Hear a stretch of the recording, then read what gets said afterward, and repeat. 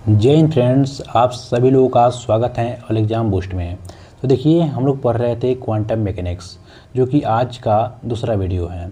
अब हम डेली तौर पे 2 वीडियो लाएंगे, क्योंकि कुल मिलाकर के हम टारगेट लिए हैं कम से कम आपको 2000 MCQ कराने का, ठीक है ना, जो कि एग्ज़ाम ओरिएंटेड और बीएससी लेवल का होगा, केवल और केवल बीएससी लेवल का होगा, ध्यान रखिएगा, ठीक है ना। बहुत सारे लोग कमेंट कर रहे थे कि ऐसा पीडीएफ दीजिए ना कि जो हम डायरेक्ट क्वेश्चन निकलवा लें और पढ़ लें। तो देखिए, आपके लिए हम जैसे कि पहले क्लास में कराए थे, जिसमें 1 से लेकर के 30 क्वेश्चन था। दूसरे में कराए थे आपका 31 क्वेश्चन से लेकर के आपका 60 क्वेश्चन था। तीसरा वीडियो में आज करा रहे हैं हम 61 से लेकर के 100 प्रश्न होगा।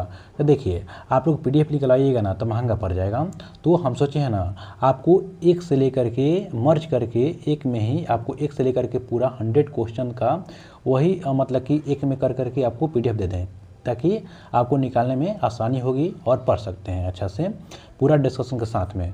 तो आप लोगों को आज हम टेलीग्राम पे डाल देंगे 1 से लेकर के 100 प्रश्नों को, ठीक है। और उसके बाद में भी आपको हम कराते रहेंगे, कुल मिलाकर के इसमें 300 प्रश्न कराएंगे, ठीक है।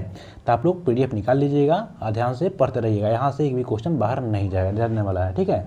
और टेलीग्राम पर नहीं जुड़े हैं तो जुड़ जाइएगा। चलिए स्टार्ट करते हैं आज का क्वेश्चन। देखिए फ्रेंड्स, क्वेश्चन नंबर 61 से बात करते हैं। 61 में क्या है कि साइन स्क्वायर क्या दर्शाता है। साइन स्क्वायर, इसको ध्यान रखिएगा, इसको क्या कहते हैं, ऐसे त्रिशूल जैसा बनेगा ना, इसको बोलते हैं साइन, ठीक है ना। इसको स्क्वायर लगा देंगे तो साइन स्क्वायर जो होता है ना, ये क्या रिप्रेजेंट करता है, तो ध्यान रखिएगा, यह क्या प्रोबेबिलिटी डेंसिटी, यानी जो प्रायिकता घनत्व होता है उसको बताता है। और इसके बारे में देखिए, जो इस पीडीएफ में आपको डिस्कशन दे रखा है ना, इसको ज़रूर पढ़ के जाइएगा, क्योंकि यहाँ से क्वेश्चन बनेगा, ठीक है ना। आप मान लीजिए कि 100 प्रश्न नहीं पढ़ रहे हैं इसमें, आप कम से कम इसमें यहाँ पे 400 से लेकर के 500 प्रश्न पढ़ रहे हैं, ठीक है। आप लोग देख रहे हैं डिस्कशन में बहुत ज़्यादा क्वेश्चन बन रहा है। देखिए, तो मैक्स बॉर्न के क्वांटम सिद्धांत के अनुसार में जो आपका साइन स्क्वायर किसी दिए गए स्थान में कणों में पाए जाने वाले जो प्रायिकता घनत्व, यानी जो प्रोबेबिलिटी डेंसिटी को दर्शाता है, और यह मान सदैव क्या होता है, मतलब कि पॉजिटिव होता है और वास्तविक होता है। तो ध्यान रखिएगा, ये जो प्रायिकता घनत्व होता है ना, हमेशा क्या होता है, आपका पॉजिटिव होगा और रियल होता है, यानी वास्तविक होता है। इस क्वेश्चन को भी ध्यान रखिएगा, ठीक है ना, क्वेश्चन पूछ सकता है। चलिए अगला क्वेश्चन देखते हैं, क्वेश्चन 62 देखते हैं। 62 में क्या है कि किसी स्वर्णिकाय तरंग फलन को होना चाहिए। आप लोग एक बात बताइएगा कि जो डिस्कशन है ना, आपको इंग्लिश में चाहिए या हिंदी में, ठीक है ना। इंग्लिश हिंदी दोनों हो सकता है, ठीक है ना, टाइपिंग करा देंगे, लेकिन आप लोग एक बार बताइएगा। तो बताइए, क्वेश्चन नंबर 62 में क्या है कि जो स्वर्णिकाय तरंग फलन होना चाहिए, तो क्या हो जाएगा, ऑप्शन नंबर ए हो जाएगा, यह मूल्यवान और समित होना चाहिए, ठीक है ना।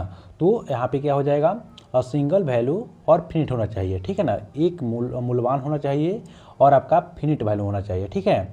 तो चलिए फ्रेंड्स आगे बात करते हैं, क्वेश्चन नंबर 63 पे देखते हैं। बताइए, तरंग फलन के जो प्रसारणीकरण जो शर्त होता है ना, क्या होता है, इसको इंग्लिश में पढ़िएगा, ठीक है ना। The normalisation condition for a wave function क्या कहता है। तो ध्यान रखिएगा, ऑप्शन नंबर यहाँ पे ए हो जाएगा। इस इक्वेशन को ध्यान रखिएगा, ठीक है ना। यहाँ पे इंटीग्रेट हो जाएगा, यहाँ पे क्या हो जाएगा, यहाँ पे sine square D T is equal to आपका 1 होता है, ठीक है। तो आपको ध्यान रखिएगा, यहाँ पे एक और चीज़ देख रहा है, जो नॉर्मलाइजेशन होता है, इसका जो शर्त होता है ना, यह सुनिश्चित करता है कि संपूर्ण आकाश में जो कण पाए जाते हैं कुल प्रायिकता 1 होता है। 1 का मतलब क्या होता है, 100% के बराबर होता है, ठीक है ना। तो इसको भी आप लोग साथ साथ ध्यान रखिएगा। 64 नंबर क्वेश्चन देखते हैं। इसमें क्या है, यदि 2 तरंग फलन परस्पर लंबन कोणीय हैं तो क्या होता है। तो ध्यान रखिएगा, ये ऑप्शन नंबर यहाँ पे ए हो जाएगा। तो क्या हो जाएगा, इंटीग्रल आपका ये साइन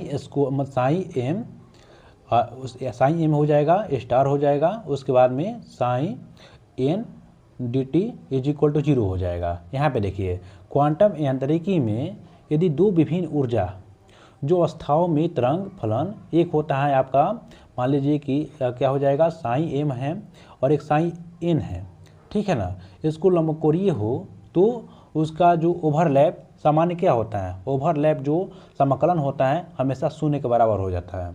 इसको भी आप लोग ध्यान रखिएगा। चलिए आगे चलते हैं, क्वेश्चन नंबर 65 देखते हैं।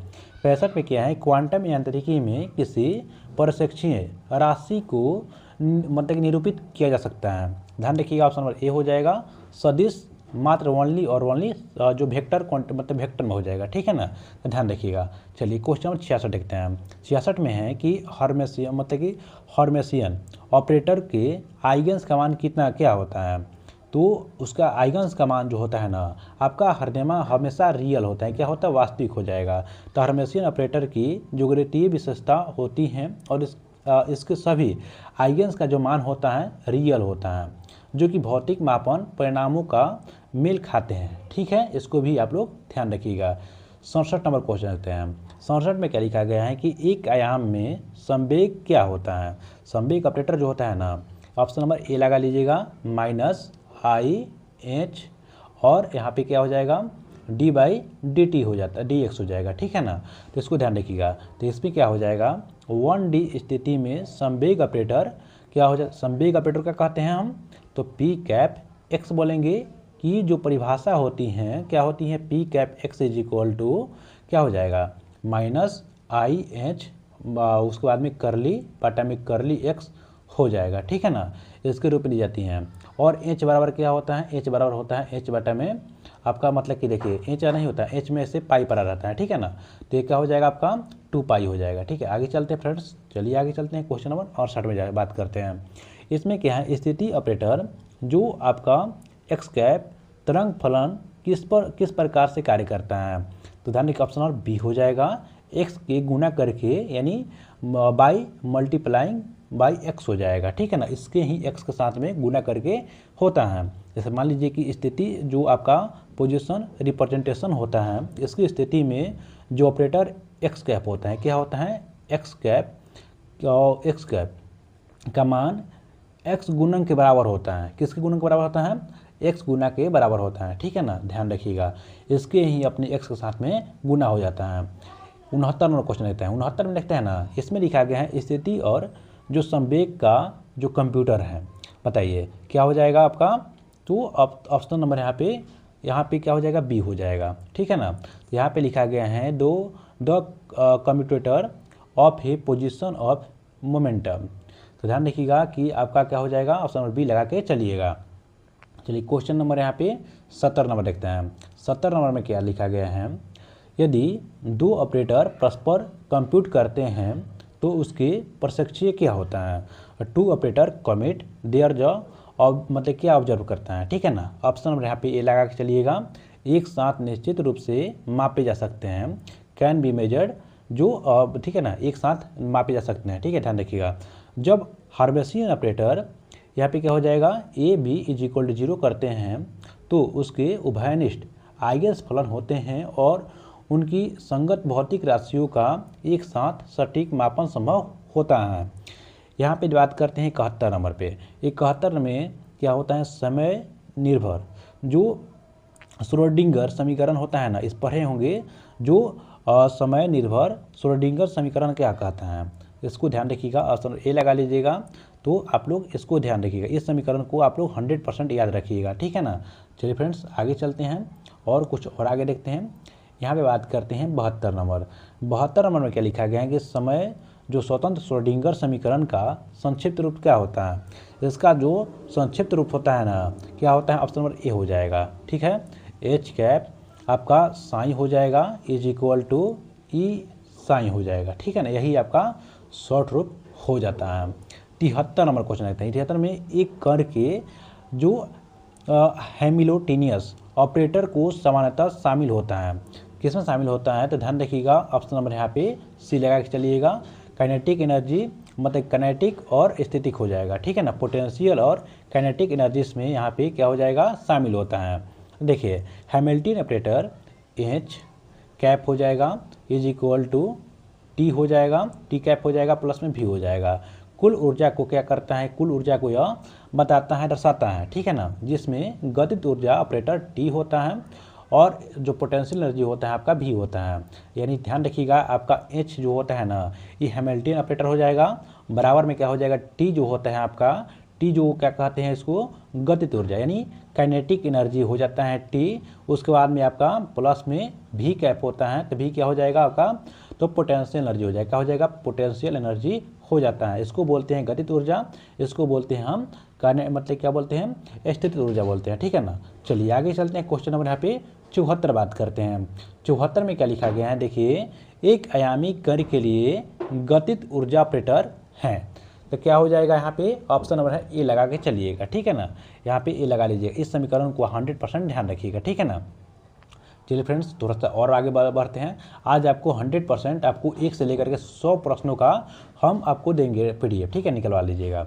देखिए यहाँ पे अनंत विभव कूप की दीवारें पर तरंग फलन क्या होता है, ऑप्शन नंबर बी हो जाएगा। ये क्या होता है, हमेशा शून्य हो जाता है। तो देखिए अनंत विभव दीवार पर भी जो होता है आपका इन्फिनाइट होने के कारण में यह कण पाए जाने वाले की संभावना शून्य हो जाती है। यहाँ पे जो इन्फिनाइट पड़ेगा, जो विभव पड़ता है इन्फिनाइट पड़ेगा, इसी कारण क्या होता है, जीरो पड़ जाता है, ठीक है ना। इसीलिए जो सीमा की तरंग फलन आपका साइन इज इक्वल टू 0 हो जाएगा। 76 नंबर क्वेश्चन देखते हैं, लंबाई L के एक आयामी जो अनंत विभव कूप में ऊर्जा स्तर क्या होता है, ऑप्शन नंबर यहाँ पे ए लगा के चलिएगा। तो यहाँ पे En is equal to n² बटा में क्या हो जाएगा, 8 मतलब 8 ml² हो जाता है, ठीक है। तो ध्यान रखिएगा इसको। देखिए एक आयामी बॉक्स में बंद कण के लिए जो क्वांटिकृत ऊर्जा स्तरों का जो सूत्र होता है, इसको आप लोग ध्यान रखिएगा। और n इज इक्वल टू आपका 1 2 3 4 कुछ भी हो सकता है, ये क्या होता है, क्वांटम संख्या होती हैं। n क्या होता है, ये क्वांटम संख्या हो जाती हैं। चलिए क्वेश्चन नंबर 77 बात देखते हैं। 77 नंबर देखते हैं ना, यहाँ लिखा गया है कि अनंत विभव कूप में ऊर्जा स्तर किसके समानुपाती होता है, ऑप्शन नंबर यहाँ पे बी हो जाएगा। En इज इक्वल टू आपका डायरेक्टली प्रोपोर्शनल होता है किसका, n² का होता है, किसका, n² का हो जाता है। अभी पढ़े हैं फॉर्मूला में, तो देखिए व्यंजक En इज इक्वल टू, देखिए यहाँ पे व्यंजक En directly proportional to n² के अनुसार 1D बॉक्स में ऊर्जा का स्तर क्वांटम संख्या n के वर्ग का सीधा समानुपाती होता है, ठीक है ना। तो ध्यान रखिएगा अनंत विभव कूप ऊर्जा स्तर किसके समानुपाती होता है, तो E is directly proportional to आपका n² हो जाता है, ठीक है। चलिए आगे चलते हैं, क्वेश्चन नंबर यहाँ पे बी ऑप्शन लगा लीजिएगा। 78 देखते हैं, अनंत विभव कूप में जो कण की न्यूनतम ऊर्जा कितना होता है, the minimum energy of A particle infinite the potential well कितना हो जाएगा, ऑप्शन नंबर सी हो जाएगा, यानी शून्य से थोड़ा सा अधिक होता है, क्या होता है, ग्रेटर देन 0 हो जाता है। देखिए अनिश्चितता सिद्धांत के कारण में जो कण की न्यूनतम ऊर्जा n इज इक्वल टू 1 पर E1 कितना होता है, E1 आपको देखिए फॉर्मूला बताया है ना, उसी फॉर्मूला में आप लगाइएगा ना, उसी फॉर्मूला में इन की जगह पर 1 रखिएगा तो आपको ये मिलेगा, ठीक है ना। तो थोड़ा सा आपको 0 से अधिक देखने को मिलेगा, ठीक है ना, तो ध्यान रखिएगा। चलिए फ्रेंड्स आगे बात करते हैं। 79 नंबर क्वेश्चन देखते हैं। 79 में क्या है कि कण की न्यूनतम गैर शून्य ऊर्जा को क्या कहते हैं, इसको क्या कहते हैं हम, ऑप्शन नंबर बी हो जाएगा, शून्य बिंदु ऊर्जा कहते हैं, 0 पॉइंट एनर्जी कहते हैं, इसको भी ध्यान रखिएगा। देखिए यहाँ पे आधार अवस्था n इज इक्वल टू 1 की न्यूनतम गैर जो शून्य ऊर्जा को शून्य बिंदु ऊर्जा यानी आपको 0 पॉइंट एनर्जी कहा जाता है। यह क्वांटम यांत्रिकी का एक मूलभूत गुण होता है, इसको भी ध्यान रखिएगा। चलिए आगे चलते हैं, क्वेश्चन नंबर यहाँ पे 80 देखते हैं। 80 में क्या है कि क्वांटम जो टनलिंग कण क्या होता है, बताइए। क्वांटम जो टनलिंग जो कण होता है ये क्या होता है, तो अपनी ऊर्जा के उच्च विभव अवरोध को पार कर सकता है, यानी जो अपना ऊर्जा की उच्च विभव होता है उस अवरोध को मतलब अवरोध को क्या करता है, पार कर सकता है। ध्यान रखिएगा, ऑप्शन नंबर ए लगा लीजिएगा। देखिए तरंग जो प्रवृत्तियों के कारण में एक सूक्ष्म कण अपनी कुल ऊर्जा ई से अधिक ऊर्जा वाले जो सीमित विभव अवरोध होता है आपका V0 12 होता है आपका एनर्जी से, ठीक है ना। इसको पार करके इसको टर्निंग निकाला जा सकता है, ठीक है ना। आगे चलते हैं, क्वेश्चन नंबर 81 देखते हैं। 81 में क्या लिखा गया है कि टर्निंग जो प्रयोक्ता अवरोध की जो चौड़ाई बढ़ाने पर क्या होगा, बढ़ेगा घटेगा, क्या हो जाएगा, तेजी से घट जाता है। यानी जो टर्निंग जो प्रयोक्ता में अवरोध की चौड़ाई अगर बढ़ा दीजिएगा तो उसका क्या हो जाएगा, वो तेज़ी से घटने लगता है। देखिए टर्निंग जो प्रायिकता होता है टी से डिनोट करते हैं और अवरोध की चौड़ाई एल होता है, और साथ में जो चरघाती रूप से यानी आपका देखिए यहाँ पे टी डायरेक्टली प्रोपोर्शनल टू आपका ई -2 के एल होता है, ठीक है ना, क्या घट जाती हैं और चौड़ाई बढ़ने पर तेज़ी से घट जाती हैं। चलिए आगे चलते हैं, इसको भी ध्यान रखिएगा, ठीक है ना। 82 नंबर क्वेश्चन देखते हैं। 82 में क्या है, निम्नलिखित में से कौन क्वांटम टनलिंग का अनुप्रयोग है। तो ऑप्शन नंबर यहाँ पे ए लगा लीजिएगा। क्या होता है आपका, STM होता है, यानी स्कैनिंग टर्निंग जो माइक्रोस्कोप होता है, ठीक है ना। तो ध्यान रखिएगा कि स्कैनिंग जो टर्निंग माइक्रोस्कोप क्वांटम टर्निंग प्रभाव पर आधारित होता है, इसकी भी मतलब इसी पे काम करता है, जिसका उपयोग परमाणिक स्तर पर सतहों की इमेजिंग करने के लिए किया जाता है। 83 देखते हैं, सरल आवर्त क्वांटम दोलन ऊर्जा क्या होता है। सरल आवर्त क्वांटम का दोलन ऊर्जा जो होता है ना, आपका ऑप्शन नंबर यहाँ पे बी लगा लीजिएगा, यानी आपका En = n+1/2 बटा में ये ठीक है लगा लीजिएगा, ठीक है फ्रेंड्स। तो आगे चलिए यहाँ पे, चलिए क्वेश्चन नंबर यहाँ पे 84 देखते हैं। 84 में क्या लिखा गया है कि सरल आवर्त क्वांटम दोलन की आधार अवस्था ऊर्जा क्या होता है। तो ध्यान रखिएगा यहाँ पे ऑप्शन नंबर सी हो जाएगा, 1/2 हो जाएगा, ठीक है। तो ध्यान रखिएगा। तो चलिए आगे चलते हैं, यहाँ पे बात करते हैं क्वेश्चन नंबर 85 पे। 85 में क्या लिखा गया है, मतलब कि क्या हो जाएगा, करस्पॉन्डेंस प्रिंसिपल के अनुसार बड़े क्वांटम अंकों पर क्वांटम परिणाम क्या होता है। तो यहाँ पे ऑप्शन नंबर यहाँ पे ए हो जाएगा। तो शास्त्रीय परिणामों की जो सीमित मतलब कि पहुँचते हैं, ठीक है ना। तो बोहर के संगीत जो नियम था उसके अनुसार में जब क्वांटम संख्या n अत्यधिक बड़ी हो जाती है ना, तो क्वांटम यांत्रिक परिणाम शास्त्रीय जो आपका क्लासिकल भौतिक परिणाम में बदल जाता है। तो इसको भी ध्यान रखिएगा। 86 नंबर क्वेश्चन देखते हैं, बोहर मॉडल में इलेक्ट्रॉन का कोणीय संवेग क्या होता है। तो बोहर मॉडल में जो कोणीय संवेग होता है ये होता है NH/2π हो जाएगा, ठीक है। तो इसको ध्यान रखिएगा। यानी बोहर सिद्धांत के अनुसार इलेक्ट्रॉन केवल उन्हीं कक्षाओं में चक्कर लगाते हैं जिनमें कोणीय संवेग L = mvr होता है और h/2π पूर्ण रूप से ये होता है, ठीक है ना। तो बोहलर क्या बोले थे ना कि जो इलेक्ट्रॉन होता है वो अपने कक्षा में ही चक्कर लगाते हैं, ठीक है ना, इसलिए एनर्जी उसका खत्म नहीं होता। क्वेश्चन नंबर 87 देखते हैं। 87 में क्या लिखा गया है कि हाइड्रोजन परमाणु की nवीं कक्षा की ऊर्जा क्या होता है। तो हाइड्रोजन परमाणु का जो nवीं कक्षा का ऊर्जा जो होता है ना, आपका -1.3 मतलब कि 13.6 बटा में क्या होता है, n² इलेक्ट्रॉन वोल्ट होता है, ठीक है। इस डाटा को ध्यान रखिएगा, ठीक है ना। ये फैक्चुअल चीज़ है, को ध्यान रखना ही होगा, ठीक है। हाइड्रोजन परमाणु की nवीं कक्षा में ऊर्जा जो होता है ना, तो क्या होता है -13.6 बटा में n² इलेक्ट्रॉन वोल्ट द्वारा मतलब कि दी जाती हैं।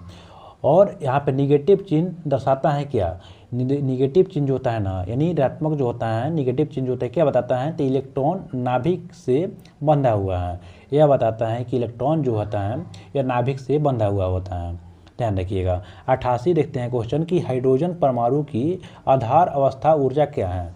तो ध्यान रखिएगा, आपका हाइड्रोजन परमाणु का आधार अवस्था ऊर्जा जो है ना, यहाँ पे क्या हो जाएगा -13.6 इलेक्ट्रॉन वोल्ट अभी बताएं, तो ध्यान रखिएगा, ठीक है ना। तो आधार अवस्था n = 1, अगर जो n के आधार क्या होता है 1 होगा, तो n = 1 रखेंगे ना, तो यहाँ पे 1 रखेंगे तो क्या हो जाएगा आपका, यही निकल करके मतलब का आ जाता है, ठीक है ना। -1 मतलब क्या हो 13.6 इलेक्ट्रॉन वोल्ट हो जाता है, ठीक है, यही प्राप्त हो जाता है। 89 देखते हैं। 89 में क्या हो जाएगा कि मुख्य क्वांटम संख्या n जो मुख्यतः निर्धारण क्या करती हैं। तो जो क्वांटम इन जो है ना, ये क्या करती हैं, तो इसको ध्यान रखिएगा। ये ऑप्शन नंबर ए ऊर्जा स्तर और कक्षाओं का जो आकार होता है ना उसको बताती हैं। यानी मुख्य क्वांटम जो इन होता है मुख्य कक्षा के आकार और उसकी गतिज स्तर निर्धारित करती हैं, और इन मान बढ़ाने पे कक्षा का आकार ऊर्जा दोनों बढ़ जाते हैं, ठीक है, इसको भी ध्यान रखिएगा। चलिए क्वेश्चन नंबर यहाँ पे 90 देखते हैं।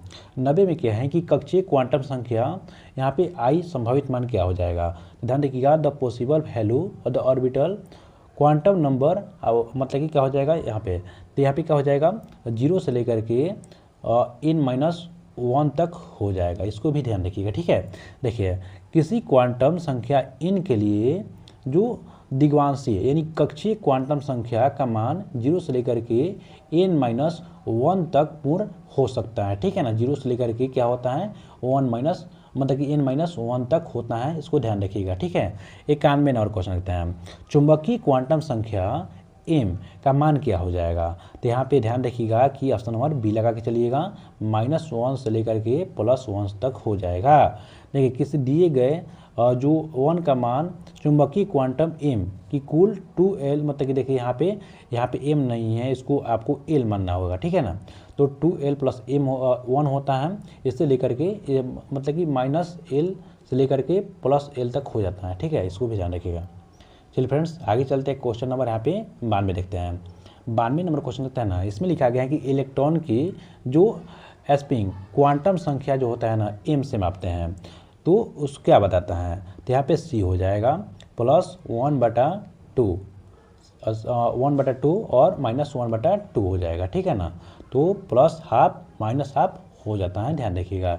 इलेक्ट्रॉन अपने कक्षा पर घूर्णन की 2 दिशा संभव होता है, एक ऊपर से नीचे जाता है, और इसलिए हम ms से मान केवल पॉजिटिव और निगेटिव हो सकते हैं। 93 नंबर क्वेश्चन लेते हैं। 93 में क्या होता है, the number of orbital in the subshell. तो सबसेल 4 होता है, s p d f होता है। ठीक है ना, s पे 2 होता है इलेक्ट्रॉन, d पे क्या होता है, d पे 6 हो जाएगा, इस पे 10 हो जाएगा, इस पे 14 होता है। आप जानते हो सबसेल के बारे में।